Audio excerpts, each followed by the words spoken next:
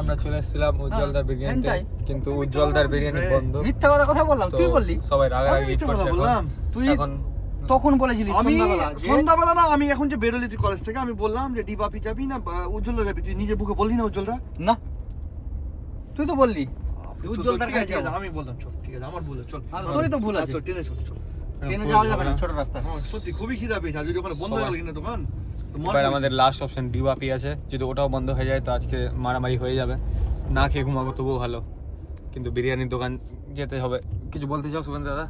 আর কি বলবো, মন মেজাজ খারাপ হয়ে গেছে। কিন্তু দাদা তুমি আমার মাথা খারাপ করিও না এখন। হ্যাঁ পুরা খিদা পেয়ে যাবে, পুরা মাইটি খিদা বলছি, একদম। প্রচুর খিদা পেয়েছে আমার। কি যাবে, খিদা। তো খিদা পায় না।